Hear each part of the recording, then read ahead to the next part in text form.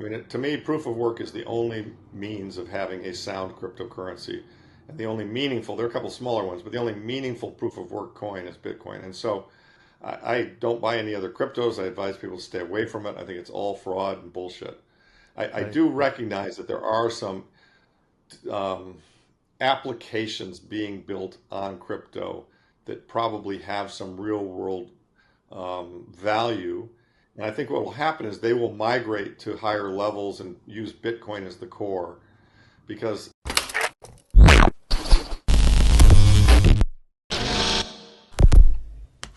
Hey guys, welcome back to Everyday Finance. In this video, Larry Lepard discusses about Bitcoin and crypto according to Larry Lepard.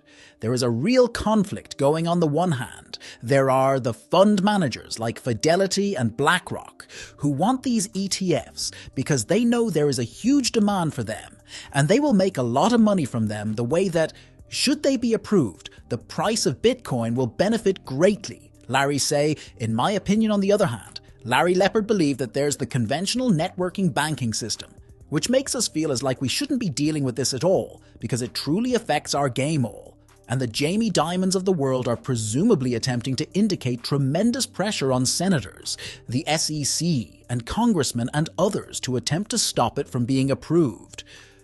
So Larry Lepard believe you have these opposing forces, but my intuition tells me that legally they will have to provide their approval. Larry just don't understand how they cannot now, and it's possible that they won't, but Larry believe they will.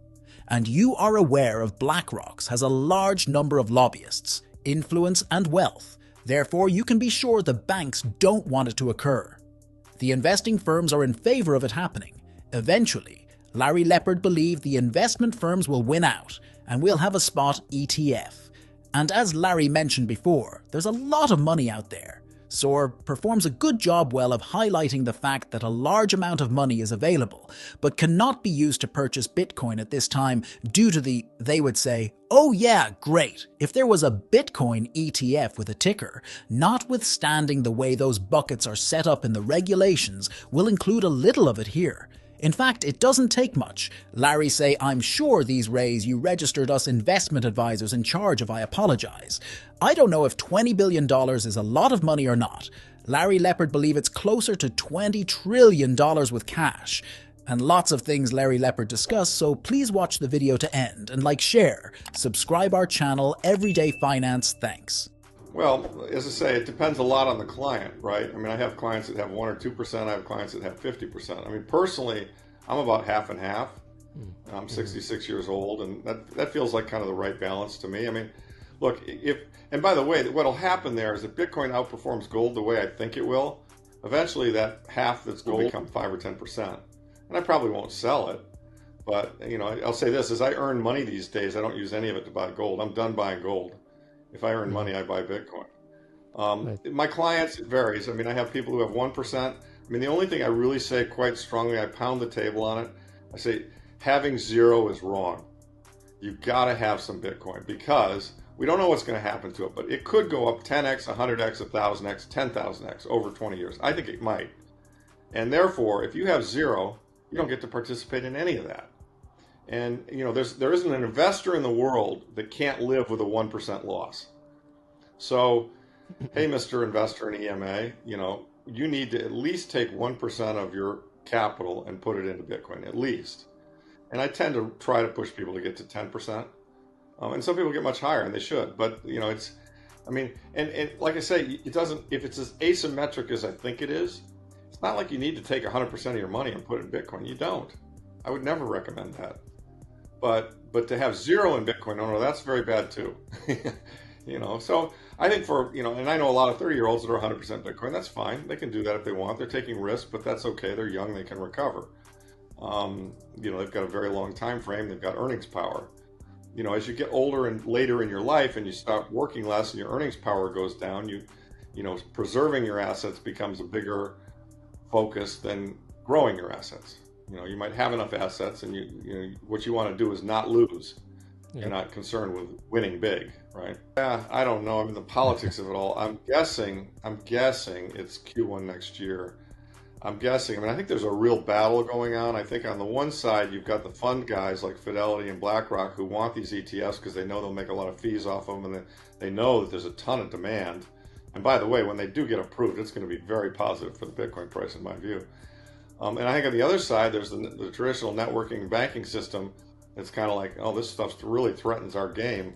We don't want this at all. And the Jamie Dimons of the world are probably applying enormous pressure on the SEC and senators and congressmen and others to try and prevent it from being approved. So I think you've got these competing forces, but my gut is that legally they're going to have to approve it. I just can't see how in a free country they can't. Now, it's possible they won't, but I think they will. And I think, BlackRock's got a lot of lobbyists too, and a lot of power and a lot of money. So, the banks probably don't want it to happen. The investment companies do want it to happen. I think eventually the investment companies will prevail, and we will have a spot ETF. And as I say, there's a ton of money out there. Michael Saylor does a nice job of pointing this out. There's a ton of money out there in buckets that cannot buy Bitcoin today because of the way those buckets are structured and the rules. Regulation. But if there were a Bitcoin ETF with a ticker, they'd say, oh, yeah, great, we'll put some of that in here. And, it doesn't take much. I mean, I'm sure these RIAs, Registered Investment Advisors of the U.S., who control, $20 billion worth of money, or no, I think it's bigger than that. I'm sorry, it's like $20 trillion worth of money. I'm sure that, a lot of them are thinking to themselves, okay, well, clients are asking me about Bitcoin. I got to buy a little. It's hard to say. I mean, so we've got two things coming up. We've got spot ETF approval, and we've got a halving taking place in April. A lot of people have asked me my views on what will happen to the price. I mean, as you know, we're kind of breaking out of the, we were at 15 at the bottom, the FTX bottom, in the 20s. Now we're in the 30s. I think right now we're creeping up over 38. I fully expect that even before the halving, I'm kind of with Adam Beck. I think before the halving we'll probably be at 100. That we're going to kind of march from here to 100. And I think this next run with the approval and the halving taking place, it would not surprise me at all. I mean, Max Kaiser thinks the top's at 220. I think the top could be 300, 400, 500 on this next run. And then in turn, by the way, it'll correct, just as it always does. But if you kind of look at the patterns of the multiples of the bases that it forms, I tend to believe that we're going to go substantially higher than where we are today. And that's probably in a 25-6 scenario. I mean, I'm not sure that happens in 2024. I would guess the average price in 2024 might be in the hundreds somewhere. But then it really starts to ramp higher as more and more people, get involved. According to Larry Lepard, part of what depressed it, and hence suppressed the price of gold, is that the tough guy Fed in February of General. Paul stated in 2022 that, as you are aware, we are raising these rates and doing so aggressively. You are aware of the effect that our complete eradication of inflation will have on inflationary assets, which are fueled by escalation. Among the most well-known are Bitcoin and gold, or at least the most well-known ones that were very much elections, Bitcoin halving and Bitcoin ETF damp blanket. You already know, Larry Lepard believe that the US economy will be in considerably worse shape by mid to late next year. Well, things will be slow. Unemployment will be skyrocketing, and inflation may not have increased, or it may have. Larry say, I'm not sure it does not account for inflation. People will probably yell, hey, look at these interest rates. Killing, and we have to restart this economy, or else everything would fall apart, leading to the end of QT. They will not have raised interest rates over 5.25 and will have begun to reduce them. In the end, they might have to resort to turn to quantitative easing, QE, and yield curve management, whereby they are beginning to purchase bonds in order to maintain interest rates are declining.